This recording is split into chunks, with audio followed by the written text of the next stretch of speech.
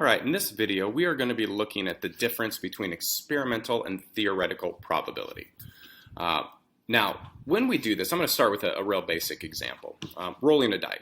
If I take a die and I roll it once, what's the probability that it's going to land on a 5?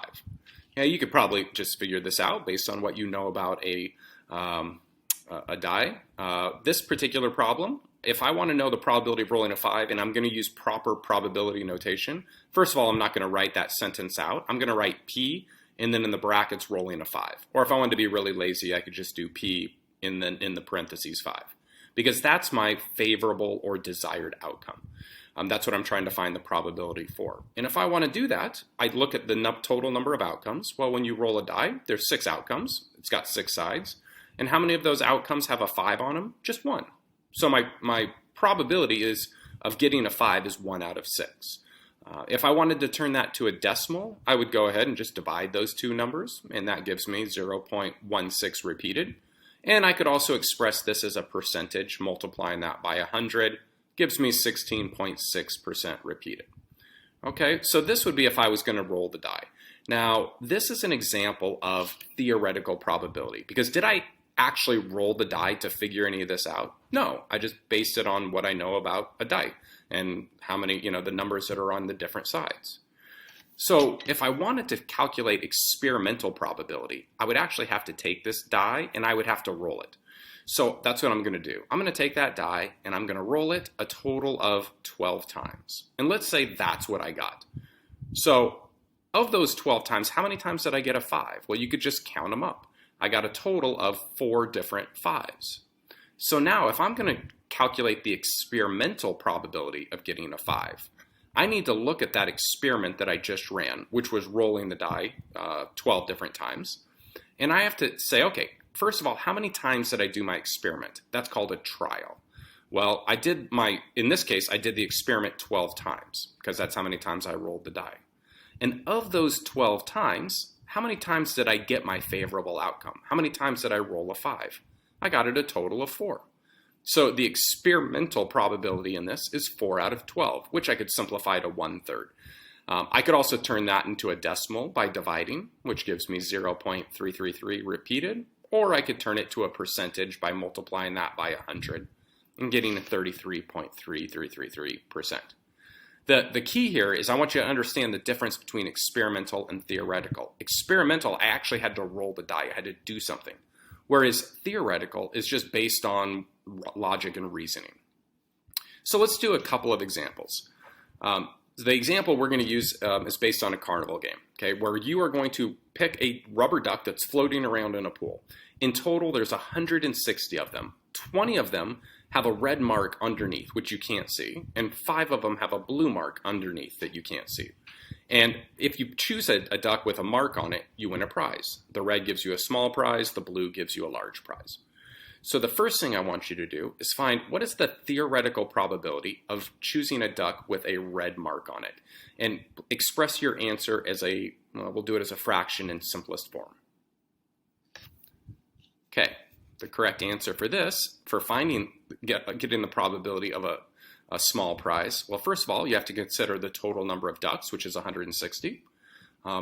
There's 20 that have a red mark on them, so that's the theoretical probability, but that could be simplified by dividing by 20, and gives us a theoretical probability of 1/8. Okay, you notice I'm not actually picking the ducks, I'm just basing this on the total number of ducks that are in there and how many have red marks on them. Now, what if I said, let's find the theoretical probability of picking a duck that has a blue mark, and let's express this as a percentage. All right, well, you notice the 160 doesn't change. There's a total of 160 ducks, but now I'm going to try to find the probability of a large prize. Okay, so there's a total of 5 different ducks that have a blue mark on them. I could simplify that, but because I'm turning it into a percentage, I just plugged that into my computer.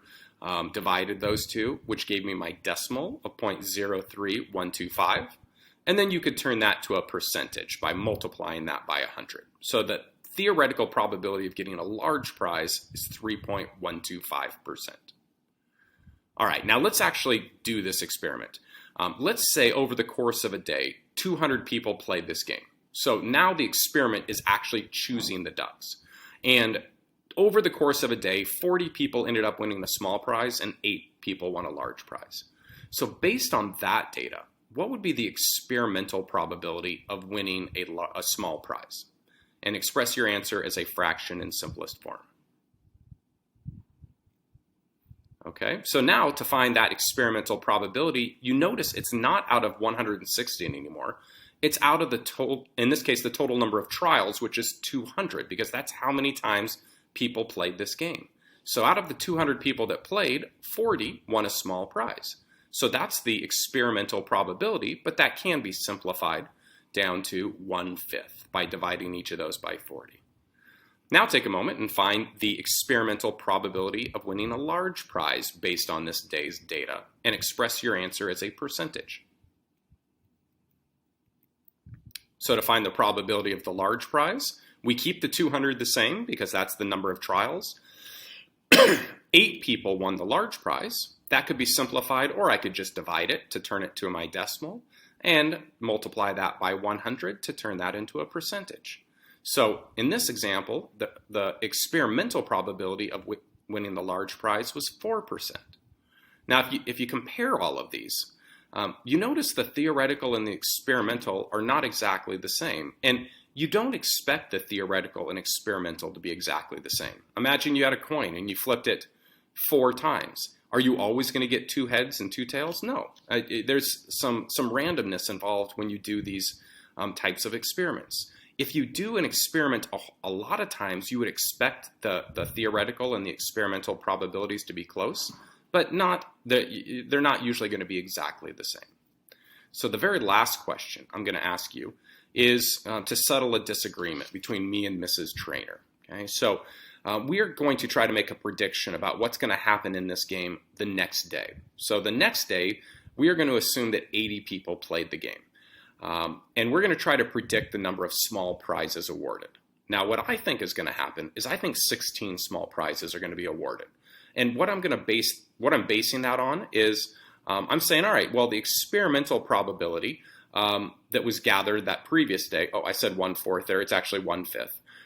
So I'm going to use that 1/5 from the experimental data that we got the day before, and I'm just going to take 1/5 of 80. And 1/5 of 80 is equal to 16. So I think that 16 small prizes are going to be given out the next day when 80 people play. What Mrs. Trainer thinks, though, is that 10 small prizes are going to be awarded. And what she's using as her reasoning is she's using the theoretical probability. She's saying, well, there's a 1 out of 8 chance that you're going to get a small prize theoretically. And so she's going to take 1/8 of 80, and that gives you 10. So what I want to ask you is, who do you think is giving a more reasonable estimation? Which one do you think is going to be closer based on the data that we've gathered thus far?